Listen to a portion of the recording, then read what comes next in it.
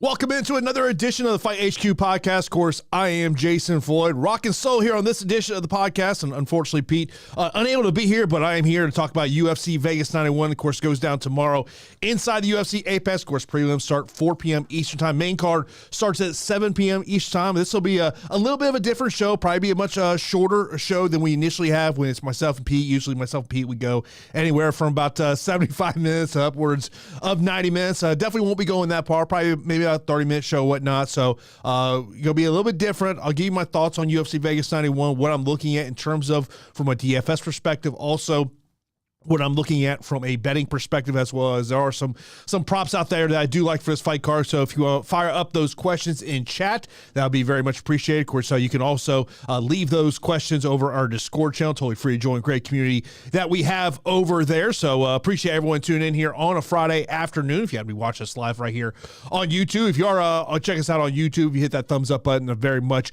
appreciate that. Of course, so we've got our DraftKings contest is already up, so you can check out that contest going on now. And if you are in our Discord, I did update the standings for our Fight HQ DraftKings contest this year, and first and second separated by just over a point at this point. Spencer's still taking down first place right now, and of course, congratulations. Of course, our last contest was UFC 300, where No Angle Just Dangle took down that contest, scoring 691 points. Taking down that one, of course, UFC 300, man, what a great card that was, top to bottom. Of course, what Max Holloway and Justin Gaethje showed in that matchup, absolutely unbelievable. So I do appreciate you taking time out of your day to listen to this episode of the podcast. Of course, the weigh-ins are currently going on. We've had two fighters that have missed weight. Of course, you may have seen on MMA social media the past couple of days that DraftKings Sportsbook is now offering the ability to make bets on who may miss weight at a UFC weigh-in. Look, something I definitely don't want to bet on there, but that's kind of a really interesting situation that DraftKings Sportsbook is offering that. Most notably, David Onama has missed weight at 148.5 pounds. So the likelihood scenario is he's going to miss weight, and really that's then going to come down to the two camps coming together. And as far as I know, unless something has changed, both David Onama and Jonathan Pierce are both represented by the same agency. JSP may have left that agency, but but last time I recall, they were both represented by Jason House of Iridium Sports Management, and also a prelim fighter, James, missed weight at 156.5 pounds. So you got to imagine probably a good chance that he's going to make weight. But David Onama, that's a really interesting weight miss, because stylistically, kind of how I was thinking that fight could potentially go down. You know, maybe I'm not saying he missed weight on purpose, but could there have been maybe a little bit of a strategy when they're getting down those final couple of weight there. But so let's get right into game theory and talking about how we're developing lineups here on DraftKings and on FanDuel. FanDuel salaries are out there. I will tell you on the FanDuel side of the equation, there's one fight that really sticks out to me that I think maybe could be critical over on FanDuel, and that is the Machado and Mays matchup. They're both at $15 over on FanDuel. That's one that I would be looking at over on FanDuel. But when I look at the pricing for this fight card, and I mean, look, you look at someone like, I want to squeeze in a Victor Henry into my lineups at 9,500, but you're going to have to go down, because there are some dogs. I know one of the questions that came into Discord was about some of the dogs I like here, and there are some very interesting dogs to me on this card. I look at the very first fight of the night of Gabriel Benitez. By the way, I do have some notes from Pete. I will share those as we go on. Gabriel Benitez is an interesting one to me. I clearly understand why he is the underdog in that one. I think if he can stay away from some of those power shots that Mayashate can deliver, I think he is an interesting underdog in that situation. So as I'm trying to find some of these fighters that are, 75, 7,400 and below, he is one of those fighters as I'm talking about game theory when I'm hand building possible lineups.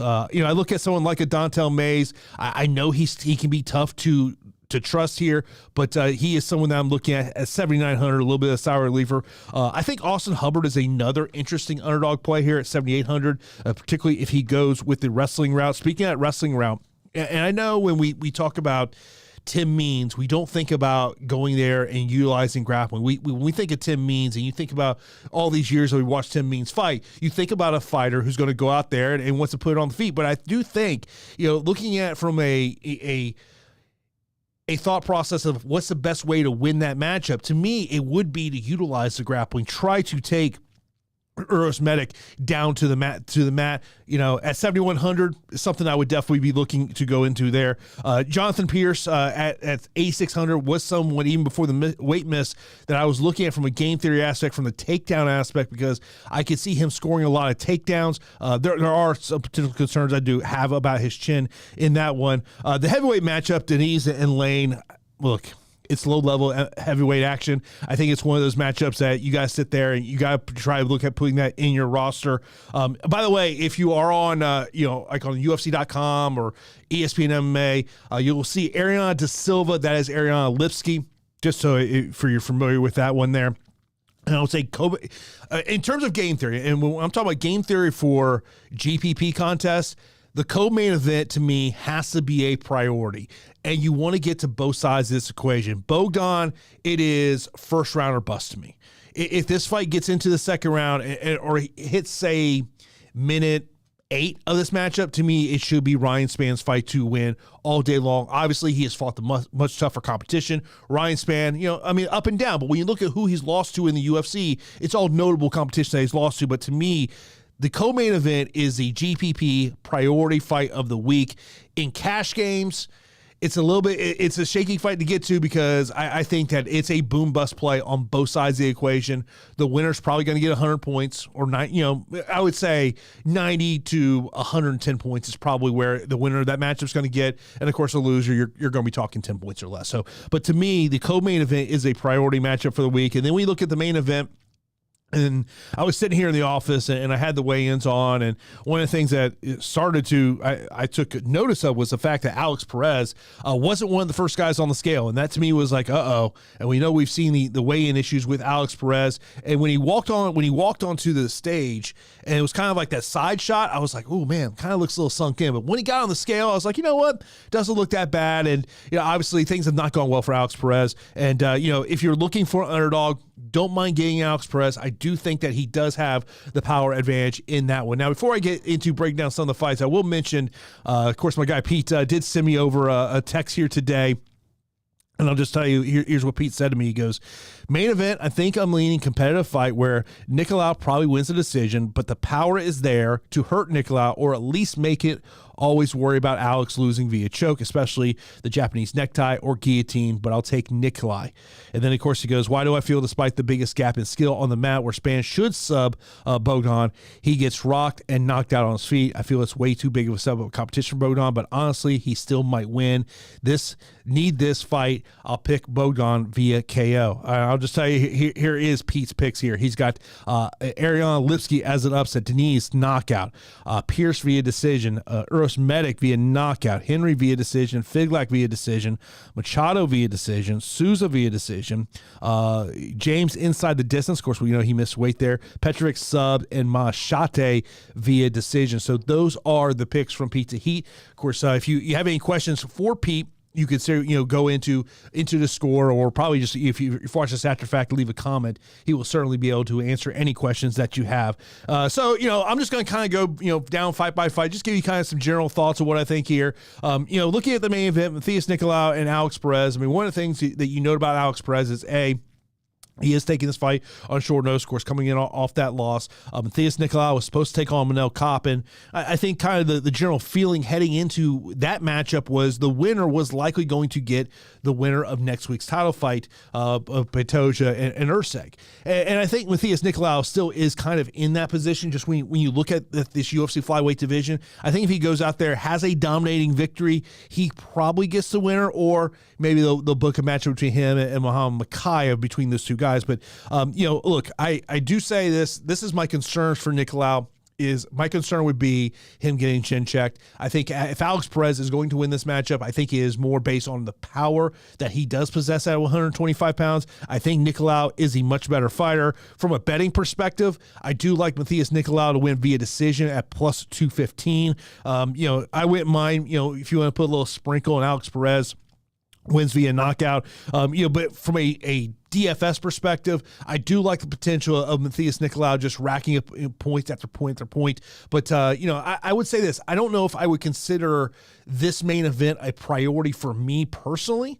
I do think that the likelihood is that 𝐒𝐻𝐻 𝐼𝐻𝐿𝐼 victory is going to be a decision. I think it's just more of a matter of how much does he incorporate takedowns into racking up those points, control points. But if you're looking for an underdog with high GPP upside, I think 𝐷𝐿𝐼 HESPREZ is not a bad way to go just because of that knockout upside. But for me, and I know when I was hand building some lineups this morning, this fight was not a priority for me. I was going in other directions here. But for me, I think 𝐒𝐻𝐻 𝐼𝐻𝐿𝐼 is going to get the win. I think he's going to win by decision. That's why I do like that decision prop of plus 215. By the way, if you have any questions, line those up in chat. I'll take those questions as we do go forward. And, of course, I'm paying attention on MMA social media just to see if anything does pop up here. If we have any news or if you see something, pop that in the chat. Let me know about going on there. Now the main event, Spann and Bogdan. I mean, look, it's a GPP priority fight. You look at the price point here, $8,900 for Spann. Bogdan, he is $7,300. As I mentioned, he has got first-round upside. My concern would be and look, I like the price tag of $7,300 just because it's a 100-point ceiling for him. Of course, to me, he's a total boom bust play in this one. I could see Ryan Spann, utilizing his grappling in this one. I mean, look, Ryan Spann has taken on the tougher competition. Obviously, Bogdan, very young here in his UFC run here. But to me, if he's going to get it done, it's going to be by knockout early in this fight. And I would say if it hits the second round, I really do like Ryan Spann. Could be a situation from a live betting market to maybe look at Ryan Spann. Maybe he drops that opening round, and you might get a good line going into the second round. And I mean, look, and this will tell you way the betting markets are telling you. The fighters to win by decision: Spann plus 1,000, Bogdan plus 1,400. I would be relatively shocked if this fight goes 15 minutes. I don't know. I mean, I'm sure the under 1.5, which I'll look up right now of what that under 1.5 is. I'm sure. I want to say when I looked it up earlier this week, it was juiced to like minus 250 or something along those lines. Just scrolling down here. The under 1.5 right now is there's 3 books as I'm looking over at Best Fight Odds. Minus 315 over at Bet Rivers, minus 290 at FanDuel, minus 315 at Unibet, and minus 275 over at Betway. Yeah, I would absolutely be floored if this fight goes 15 minutes. I will tell you that Ryan Spann is going to be a cash core play for me. And the reason he's a cash core play is, to me, it's more about the level of competition he's gone up against. But clearly, Bogdan does have that first round upside there. And if you look at, look, if you want to take Bogdan via 𝗃𝐬𝐬𝐜 plus 225, I mean, if you want to live a little dangerous, just take him via knockout in the first round to up those antes up there. Then you got Karine Silva and Ariana Da Silva, or you may know her as Ariana Lipski. Lipski, the underdog in this one, a plus 135 betting underdog. Karine Silva, 8,500, 7,700 on Lipski. Look, I've seen, and Pete's one of the people I've seen this from. A lot of people seem to be hopping on the Ariana Lipski train this week. And, I know one of the questions I always get here on the podcast is about leverage plays. And Karine Silva may be that leverage play this week. And, one of the props that I was looking at, in particular with this fight, is the Karine Silva wins via submission prop at plus 240. I mean, I think if you're looking to, get different from other lineups, and just because of, look, I take in a lot of MMA content every week of, people that I value their opinion, whether I'm listening to a podcast or, I'm talking to, friends in the industry. Ariana Lipski seems to be the fighter that a lot of people are looking at as that live dog this week. So I think Karine Silva may be my leverage spot this week. And at 8,500, you got to like the price tag there. So I do like Karine Silva. There was a part of me that I was understanding why people were on Ariana Lipski, but I'm going to go Karine Silva in this one. Denise and Lane, look, this is low-level UFC heavyweight action here. Austin Lane hasn't been unable to get a victory here in the UFC. He's a sizable underdog here, as he's a plus 245 betting underdog. Denise is one of those guys that I am very much looking, is someone that I have a lot of interest in terms of this one. And to me, it's almost as much as a bet against Austin Lane. Like if you're sitting there in a GPP and you're looking at, okay, what are the fights that are likely Not going to see the third round. May not even see the second round. To me, Spann and Bogdan's one of them. This is another one. This heavyweight matchup. I really don't want to get to Austin Lane here. I want to get to the Brazilian here in this one. So he is where I'm leaning toward there. And I do like him over at FanDuel at $18 as well. And I mean, look, the TKO prop for him is juice at minus 200. But this is, when you're building lineups, whether you're building those lineups, after the show, or you're building your lineups tomorrow morning leading into lock, which, by the way, 4 p.m. Eastern time, to me, the two priority fights for me, I would say, is the co-main event. I would also say it's this one. There's some other ones that I think are also kind of sneaky priority fights, but those were my top two priority fights in terms of this fight card. JSP and David Onama, of course, mentioned David Onama missed weight by 2.5 pounds. And, David Onama, of course, gone through some changes over the last, year and a half or so. Now training out at Factory X Muay Thai there in Colorado. JSP, of course, originally from Tennessee. I know JSP for probably about 5 years or so, ended up going out to Arizona. And, this is one where you're talking about who are the fighters potentially targeted in terms of takedown city. That to me is Jonathan Pierce in this one. I do think I do have a little bit of question marks of, does he get chin checked in this one? David Onama can be a guy that, and one of the reasons I'll say that I like JSP from a DFS perspective in this one is simply because of his ability to get the fight to the ground. And I think Onama's going to be able to work his way up, and he's just going to be able to work a lot of takedowns. But I mean, look, I think you're going to sweat it. On the betting perspective, I do like JSP at plus 200 in this one. And I think that, look, we look on the FanDuel side of the equation, there's $16 and $15 respectively. I think it's a fight that you probably do want to target if you're looking to save a little bit of money over there in terms of FanDuel.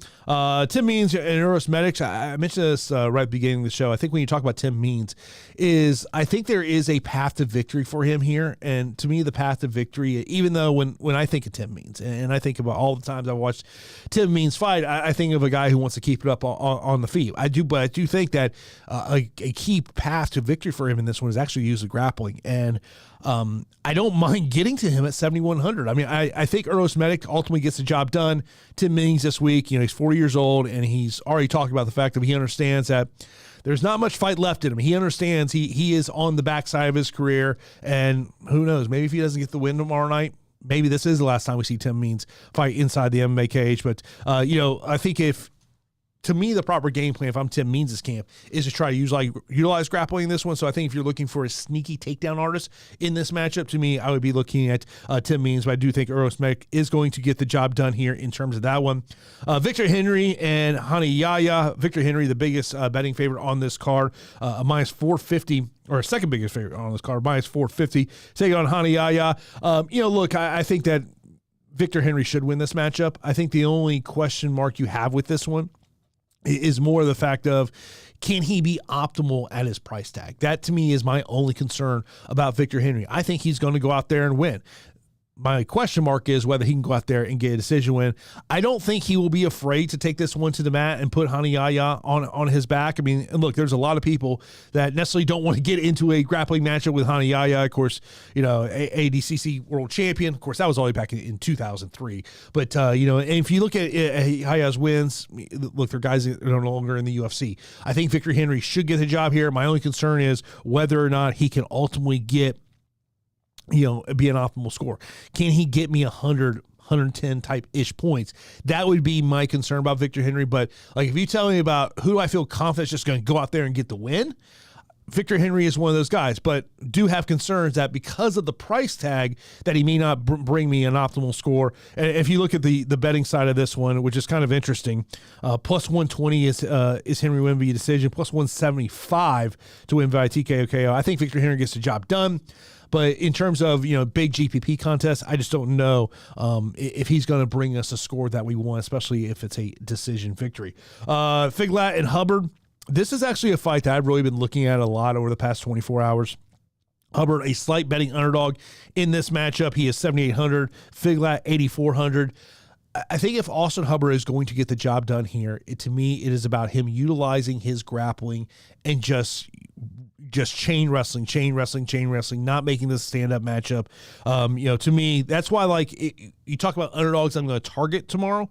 Austin Hubbard's going to be one of those underdogs I target. And I will say this, I also do like the Austin Hubbard wins via decision prop at plus 250. Mays and Machado, of course, we've seen Dontel Mays. I mean, we kind of know what Dontel Mays is. Look, if you're in this salary range of, you've got $8,300 or less and it's last man in, I don't mind going to either one of these. I mean, look, I think if you're Machado, you got to you understand what Dontel Mays is going to bring you here. I do like Dontel Mays in this matchup. I do think he gets the job done, but it's lower level MMA heavyweight action. So, to me, it's when on my regular podcast, the Report podcast, my co-host Daniel has this line where he says, UFC heavyweight action. Either it's going to end in one round or it's going to be a sloppy 15-minute fight. Very well could end up being a sloppy 15-minute fight. Souza, one of the biggest betting favorites on this card. She's minus 360, 9,200. On DraftKings, 7,000 for man. I do like Souza in this one. I think she should easily go out there and get the victory. You got James and Padilla. Padilla, of course, stepping up here. James has gone through, I want to say Padilla is now his third opponent. Was supposed to take on Gabe. Gabe Green was his most recent opponent. Padilla stepping up here on very short notice, and now we'll kind of see what happens. I would imagine that James, he did miss weight by half a pound. I would imagine the fight's going to go forward. I do like him to win there. 𝗏etrović, look, if you're looking for a confident play, I think she's a confident play on this card. Lian Na, look, this is her last chance. She's 0-3 in the UFC. I do expect 𝗏etrović to go out there and get the win. Machate and Benitez, for me, for Gabriel Benitez, it's about staying away from the power shots. He's one of those underdogs that I will be targeting in terms of on DraftKings, plus 190. I think if Benitez gets it done, it is via decision, which is plus 450. So, as I'm looking at that 7,500 and below, Gabriel Benitez is one of those fighters that I'm looking at. Of course, I know I did have some questions come in over here on Discord. So if you do have any questions, be sure to line those up as I'll start to kind of wrap up this episode of the podcast. Tristan, best leverage play. I'm telling you what, I'm looking at 𝐾𝐲𝐬𝐳, and it's just because it's more of the people I've talked to leading up to this fight card. It just seems a lot of people are on 𝐼𝐢𝐬𝐜𝐵. 𝗏𝐿𝐼. She may be that one. I think of other potential leverage spots. Oh, man. In terms of, I'm looking at the betting favorites. I think that maybe 𝗃𝐢𝐿𝐼𝐻 Souza may be another one that could be a little bit of a leverage play there. Best takedown upside. I'm looking at Jonathan Pierce in terms of this one. I think he's that guy that I would expect that he goes out that takedown route. So to me, he would be a best takedown upside there. I think Ryan Spann could be a potential interesting takedown upside. 𝗙𝐵HIS Nicolau, I think, is another one. I mentioned about Tim Means. I think that would be a great path for him to go out there and get the victory in terms of that one. And I would also throw Dontel Mays in that equation. Ranking the 9,000 options. So we have 5 9,000 options. We got 𝗏etrović, Souza, Henry, Medic, and Denise. I will put my number one. I'm most confident in Victor Henry getting the win, but I think Jonathan Denise has the highest upside in terms of fantasy scores. So I'll put Denise 1. I'll put Henry 2. Number 3, I'll go 𝗏etrović. 4, Medic, and 5, I'll go Souza. But I think all the 9,000 options are great this week. Uros Medic could be. That's another one, and we'll see what ownership ends up being. He could be another potentially. Maybe the ownership just isn't there in terms of that. Favorite underdogs: Gabriel Benitez, Dontel Mays, Austin Hubbard. Those will be my top 3. But I do think that if you're looking for those boom plays, Bogdan to me at 7,300 would be that boom play in terms of that. Top core plays. My core plays in terms of a cash game would be Victor Henry and 𝗙𝐵HIS Nicolau. I just don't think this version of Alex Perez. I mean, I understand to get there for the power aspect, but those are probably my top 2 core plays in terms of a cash game. In terms of GPP, my core would probably be Denise and Spann. And then, but also realizing when you go with those kind of core, you're going to have to go down in that lower level, probably be looking at someone like a Benitez, a Hubbard, a Tim Means, David Onama. I think you got to look at Onama as a potential, really a good chance to go out there and get a finish in that one, just because of just the chin issues I think that you potentially have there with Jonathan Pierce. Best inside the distance fighters. And this is, and Sam, this will be more about just kind of breaking down the fights. I think you got to look at the co-main event, the Lane Denise matchup.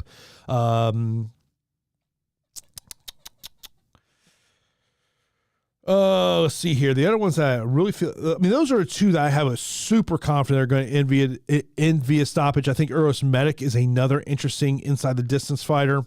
I would also say Victor Henry, probably more ground and pound if he's going to go out there and get it. And then I'd also throw 𝐾𝐢𝐬𝐬𝐵 in there. I really like that submission prop at plus 240 in terms of her. Top punt or dart plays. For me, the top punt play, I think, has to be Bogdan just because of his finishing upside. Look, you're going to go in there and you're going to be taking an absolute risk because he could very easily get dominated and get you 5 points. But he may very well go out there and knock out Ryan Spann in 3 minutes and get you 110, 115 points. So to me, that would be my top pump play at 7,300. Tim Means, I think in terms of a cash game, he would be more of a cash game dart play / punt play for me than in a GPP, just because of, and Pete talks about this all the time on the show, is, finding that fighter that is in that salary range that you believe can go 15 minutes, can throw some volume out there and get you 30, 40 points. And then it allows you just to kind of build out the rest of your lineup here. Other dart plays that I would throw out there in that low range, I mentioned about Gabriel Benitez, but like if I was going to rank him, I'd rank him Bogdan 1, Means 2, Benitez 3 in terms of top darts and punts. Road to the Mansion 6.5. So we've got 13 fights. I'm going to go under. I think we're going to have a lot of decisions tomorrow. I really do. I think tomorrow is going to be a fight that we see a lot of decisions out there. So we'll see what happens there. Of course, if you got any other questions, do appreciate that. Of course, we do have the DraftKings contest that's going on right now. You get into that. I just put the leaderboard up in our Discord channel. So always love to see more and more people join that contest. Would love to fill that contest up. It's set up for 100 players. So let's try to get that contest filled up. Of course, you can subscribe to the channel. Would really appreciate that. Get into some questions that we got in over here on YouTube. Of course, I appreciate all those thumbs ups that we are getting. Really do appreciate that. If you're having to be listen to us after the fact on the podcast channel, so you leave a rating review, that would be much appreciated. Anthony, looking for James or Dontel on DraftKings as a single entry. I probably go Dontel Mays, but I think you're going to sweat that one out there. James may have the higher ceiling in terms of that. Rogue says I was on 𝗲𝐿𝐵 the last 2 fights, and I think she wins again. Look, I will say this, and I've talked to multiple people, listened to multiple people this week. It seems like a lot of people are Ariane 𝗲𝐿𝐵, so I'm more looking at 𝐾𝐢𝐬𝐬𝐵 as potentially a leverage play in this position there. But I totally understand why people are getting to her in this one. Rogue goes on to say, I have bet on 𝐾𝐢𝐬𝐬𝐵 already, and I feel like I'm going to lose. 𝗲𝐿𝐵 turned into one of those underrated fighters in the company. He goes on to say, I would say 𝗗𝐻𝑖 has a big chance also if you want a contrarian opinion. More value in 𝗗𝐻𝑖 than 𝗲𝐿𝐵, in my opinion. The line is too short.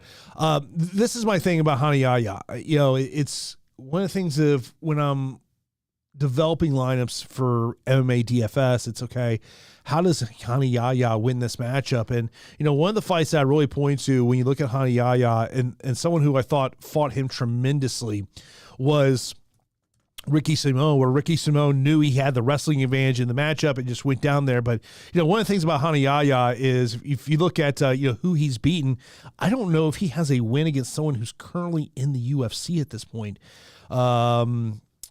Kang Ho Kang may be currently in the UFC, but you look at his other wins of note. Ray Rodriguez, that was back in 2021. Luke Sanders, 2018. Russell Doan, 2018. Henry Briones, 2017. I mean, look, if 𝗗𝐻𝑖 is going to get the job done, I think it's going to be a very close 29-28 decision. But I would much rather go to some other pump plays than get to 𝗗𝐻𝑖 just because I really just don't see the path to him going out there and getting the victory in that one. Rogue also goes, I think Nicolau wins a point fighting decision. I'm kind of with you on that one. You know, I think it's like he can go 25 minutes. I just think he has to stay away from the power of 𝐼𝐠𝐵Hez. I mean, 𝐼𝐠𝐵Hez can certainly put his lights out. I think you'll see a lot of leg kicks from 𝗃𝐻 𝗃𝐽𝐬. I think you'll see him incorporate wrestling in this one. And I think, look, he understands what's on the line for him here. He wins this matchup. Either his next fight's the number one contender matchup against Muhammad Mokaev, or he is taking on the winner of Pantoja and 𝗍𝐸, which, of course, next week at UFC 301. Scott, man, I appreciate it. Yeah, let's try to get those 𝗙iHQ subs. I really do appreciate that. Much appreciated there.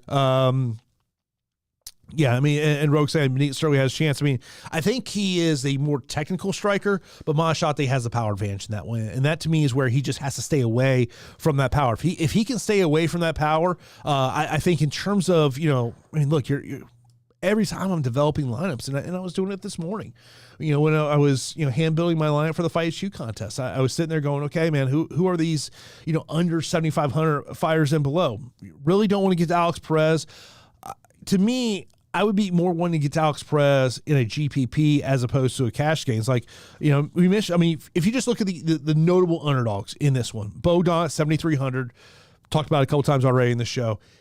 Obviously, huge upside, first round knockout, maybe early second round knockout, but like, I just don't think if this fight hits late second or even the third round, I think it's Ryan's fans' fight to lose. Austin Lane, just don't want to get there. I understand. I mean, look, it's low level UFC heavyweight action. I understand. You know, it's got a lot of volatility in it. It's a boom bust play in terms of it, but really do not want to get to him. Tim Means, I mentioned about it. If you knew that Tim Means' game plan was to go in there and utilize wrestling, utilize grappling, I would really like him at 7,100. But it's just one of those things. If we know who Tim Means is, and I just feel like he's going to go in there and he is going to want to stand and trade. And that's where I think it really goes into Med's advantage. Rani Yahya, I just mentioned about it. Really don't want to get to him. I just don't see him getting the victory. I don't see the path to him getting the victory there. You know, Hubbard at 7,800 is someone I don't mind just because of the takedown upside there. Don't want to get to man at 7,000. Leon Na, do not want to get hurt, 6,800. And I mentioned about Benitez. He is an underdog that I want to get to. You know, but I will say this. If you're looking at those 9,000 options, Jonathan Denise is the one that I want to get to the most. I think he's going to go out there and get a first-round victory. So, I mean, to me, he's someone that I really want to look at getting to. And I mentioned about, I think 𝗃𝐨𝐬𝐬𝐳 is another one. Potentially could be a little bit of a leverage play in terms of that one. So, I'm looking forward to seeing this action tomorrow night. I will be in front of the computer tonight because I got to be here in the office early tomorrow morning. So I'll be kind of doing a little more tape study and, you know, trying to see maybe I can find other advantages in there. Of course, if I alter my opinions on any of those fights, I'll put it in the Discord channel. Of course, that is totally free to join. We appreciate anyone getting in there. Of course, we got the DraftKings contest. Another great way to show your support for what we do here at 𝗙iHQ. Friends over at Stokastic do have some specials over there that you can take advantage of with all the tools that they have over there with their Sims package. I know I've seen a lot of people going over there and using those Sims package and having a lot of great success over there. Samuel goes, yeah, I miss Jason Pete's special fight picks. Samuel, in terms of, for me, I am looking at going into that first fight. You know, I like 𝗏𝐻𝐻ate, the power that 𝗏𝐻𝐻ate has. I think Giro Benitez, he's one of those underdogs I am targeting. He will probably be a cash score for me just because of looking a save over there. In terms of the Pete special, he does like he likes James inside the distance. In that one, of course, we did see James did miss weight. I have not seen whether he has attempted to get back on the scale or not. I'll just hop over to the old X time line. By the way, if you've not seen Mark Hunt going after Dana White on social media, so if you've not seen that one, so looking for the reporters I know are in Vegas. Let's see here.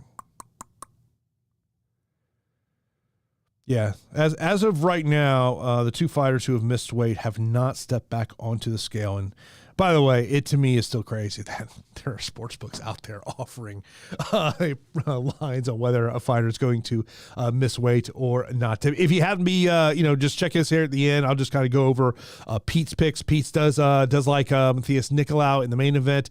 He is going with the upset of Bogdan via knockout in the co-main event. He also got Zalipsky, Denise, Pierce, Medic, Henry, Figlot, Machado, Souza, James, Petrovic, and Machete. We do have I would just say this. I'll just go down my straight up fight picks, not DFS related. I will go Nicolau, Spann, Karine, Denise, JSP, Medic, Henry, Hubbard, Mays, Souza, James, Petrovic, and I'll go Machete, but in terms of DFS, I am interested in Gabriel Benitez because he is going to offer the ability for me to save some money in terms of building those lineups that I do want to build. So I do appreciate everyone tuning in for this solo edition of the Fight HQ podcast. Of course, back next week, UFC 301 next week. Of course, we got Pantoja defending his title against Steve Erceg, and Jonathan Martinez taking on Jose Aldo, which it's come out that the UFC really was trying to do Jose Aldo versus Dominic Cruz from I'll just say this, from an old school fight fan, that would have been a little bit nostalgic to see those two guys. And it's the last fight on Jose Aldo's UFC contract, and seems like this will be his final fight in MMA as he kind of goes down at that boxing route. So that's going to do it for this edition of the Fight HQ podcast. Appreciate everyone tuning in for this episode. We'll talk to you next week.